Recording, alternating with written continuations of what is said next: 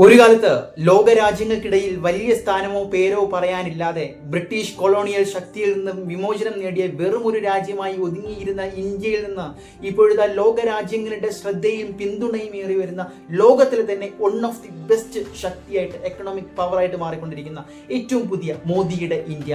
അത് തന്നെയാണ്, അതെ, നമ്മുടെ രാജ്യം സർവ്വ സൈന്യവും സജ്ജമായി കഴിഞ്ഞിരിക്കുന്നു എന്ന വാർത്തകൾ തന്നെയാണ്. അതിന്റെ ഭാഗമായിട്ട് നാളെ തന്ത്രപ്രധാനമായിട്ടുള്ള 259 ഇടങ്ങളിൽ രാജ്യവ്യാപകമായിട്ട് മോക്ക് ഡ്രില്ലുകൾ സംഘടിപ്പിക്കുകയാണ്.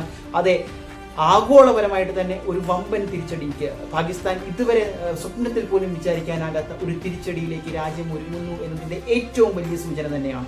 നമ്മളിപ്പോൾ കളിച്ചുകൊണ്ടിരിക്കുന്നത് പാതി വിജയിച്ച യുദ്ധമാണ് എന്നതിൽ യാതൊരുവിധ തർക്കവുമില്ല. പല രാഷ്ട്രീയ പാർട്ടികളും പ്രതിപക്ഷ പാർട്ടികളും അതുപോലെ തന്നെ ലോകരാജ്യങ്ങളും ഒക്കെ പലരും പല വാദങ്ങളുമായിട്ട് വരുമ്പോഴും എവിടെ തിരിച്ചടി, എവിടെ കാത്തിരുന്ന പാകിസ്ഥാനെതിരെയുള്ള നടപടി എന്ന് നമ്മൾ ചോദിക്കുമ്പോഴും നാം ഒന്ന് മനസ്സിലാക്കണം. 1965-ലോ 71-ലോ 99 കാർഗിലിലോ അല്ലെങ്കിൽ പോട്ടെ ഏറ്റവും അവസാനം നടന്ന ഉറിയോ ബലാൻകോട്ടോ ആ സമയത്തൊന്നും സ്വീകരിക്കാത്ത നടപടികൾ, ജലയുദ്ധം തന്നെയാണ് ഇന്ത്യ തുടക്കം കുറിച്ചത്.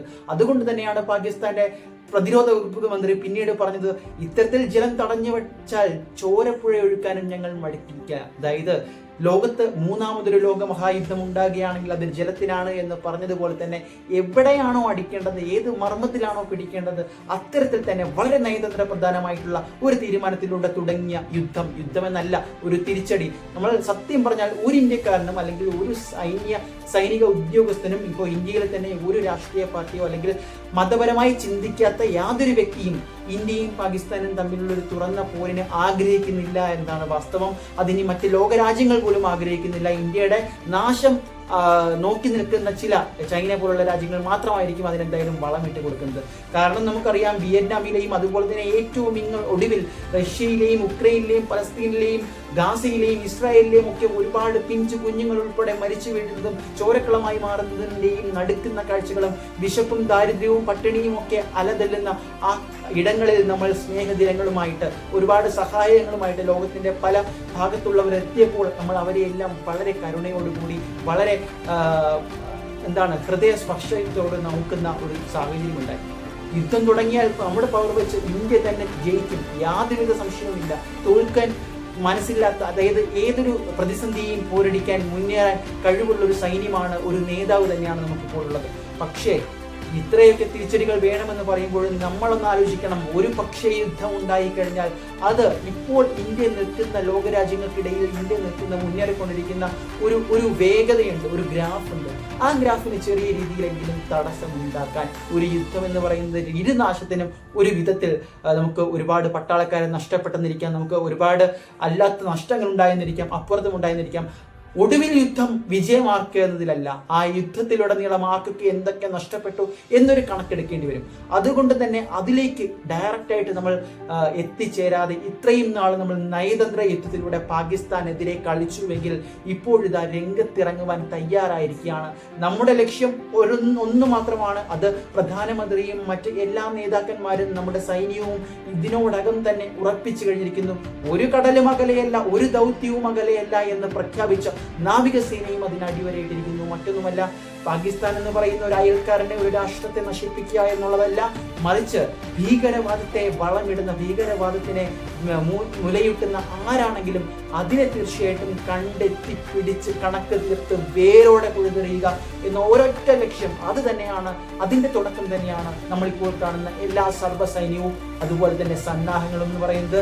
നോക്കുക, രാജ്യത്തിന്റെ തന്ത്രപ്രധാനമായിട്ടുള്ള എല്ലാ സ്ഥലങ്ങളിലും ഇത്തരത്തിൽ മുന്നറിയിപ്പുകൾ കൊടുത്തു കഴിഞ്ഞിരിക്കുന്നു. ഏതൊരു അടിയന്തര സാഹചര്യവും നേരിടാൻ വ്യോമയാന, സൈറൻ ഉൾപ്പെടെയുള്ള സംവിധാനങ്ങൾ ഘടിപ്പിച്ചു കഴിഞ്ഞിരിക്കുന്നു. കേരളത്തിലേക്ക് വന്നു കഴിഞ്ഞാൽ പ്രധാനപ്പെട്ട അണക്കെട്ടുകൾക്കുൾപ്പെടെ സുരക്ഷ ഉറപ്പാക്കിയിരിക്കുന്നു. അതെ, ഇതിലൂടെ പറയാതെ പറയുന്ന ഒരു കാര്യമുണ്ട്, തിരിച്ചടി എന്തായാലും നൽകിയിരിക്കുമെന്ന് ബീഹാറിന്റെ മണ്ണിൽ നിന്നുറക്കെ പ്രധാനമന്ത്രി പ്രസംഗിച്ചപ്പോൾ പിന്നീട് നമ്മൾ 12 ദിവസങ്ങൾക്ക് അപ്പുറം കാത്തിരിക്കുമ്പോൾ ഇതുവഴിയും ഒരു തുറന്ന അറ്റാക്ക് ഉണ്ടായിട്ടില്ല എന്ന് നമ്മൾ പറയുമ്പോഴും നിങ്ങൾ മനസ്സിലാക്കണം, പാകിസ്ഥാൻ ഏറ്റവും ഒടുവിൽ അഭയം എന്ന് തന്നെ പറയേണ്ടി വരും. ഈ ഏതൊരു അടിയന്തരാവസ്ഥയ്ക്കും മുന്നിൽ കണ്ടുകൊണ്ട് ഒടുവിൽ ഒരു തർക്ക പരിഹാരത്തിന് മുന്നോട്ട് വന്നുകൊണ്ട് UN സമീപിച്ചു, നടന്നില്ല. റഷ്യയെ സമീപിച്ചു, നടന്നില്ല. അമേരിക്കയെ സമീപിച്ചു, നടന്നില്ല. ചൈനയുടെ പിന്തുണ ആദ്യം കിട്ടിയെങ്കിലും മറുവശത്ത് ഇന്ത്യയാണ് എന്നറിഞ്ഞപ്പോൾ ചൈന നടുങ്ങി. പിന്നീട് തങ്ങൾ അങ്ങനെ പറഞ്ഞിട്ടില്ല, ഇത് ഇൻഡയറക്റ്റ് ആയിട്ടുള്ള ഒരു പിന്തുണ മാത്രമാണ്, നേരിട്ടുള്ള ഒരു യുദ്ധത്തിലേക്ക് തങ്ങളും ആഗ്രഹിക്കുന്നില്ല എന്ന് പറഞ്ഞു. തുർക്കി വിമാനം ഇറക്കി എന്ന വാർത്തകൾ ലോകരാജ്യങ്ങളാകെ ഗ്ലോബൽ മീഡിയകളൊക്കെ പ്രചരിച്ചപ്പോൾ മറുവശത്ത് ഇന്ത്യയാണ് നിൽക്കുന്നത്. ഇന്ത്യയുടെ പവർ മറ്റു രാജ്യങ്ങൾക്ക് അറിയാം. തുർക്കി നൈസായിട്ട് പാകിസ്ഥാനെ തേച്ചു പോയി. ഇപ്പോഴിതാ മലേഷ്യ വന്നിരിക്കുന്നു പാകിസ്ഥാനെ സപ്പോർട്ട് ചെയ്യാൻ.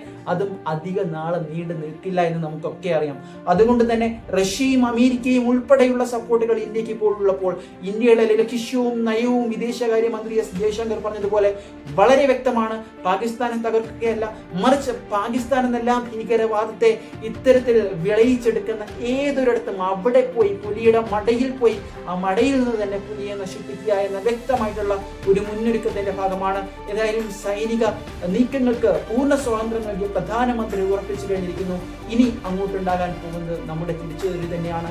പക്ഷെ ഇത്രയൊക്കെ പറയുമ്പോഴും നമ്മൾ പ്രാർത്ഥിക്കേണ്ടതും നമ്മൾ പ്രതീക്ഷിക്കേണ്ടതും ജീവഹാനികളൊന്നും വരാതെ നമുക്ക് ആ സൈനിക ബലം വെച്ചുകൊണ്ട് തന്നെ, നമ്മുടെ ആത്മവിശ്വാസം വെച്ചുകൊണ്ട് തന്നെ ഭീകരവാദം അത്തരത്തിലുള്ളവരെ കണ്ടെത്താനും അതിന്റെ നേതാക്കളെ കണ്ടെത്താനും അതുപോലെ തന്നെ ഇനി ഇത് ആവർത്തിക്കാതിരിക്കുവാനുള്ള ഒരു നടപടിയിലേക്കും ഈ ഒരു തിരിച്ചടി കൊണ്ട് നമുക്ക് ലക്ഷ്യമുണ്ടാകണം.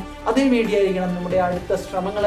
എന്തായാലും മറ്റൊരു വീഡിയോ ആയിട്ട് കാണാം. നിങ്ങളുടെ അഭിപ്രായങ്ങൾ, ഓരോ ഇന്ത്യക്കാരന്റെയും അഭിപ്രായങ്ങൾ കമന്റ് ചെയ്യുക. നന്ദി.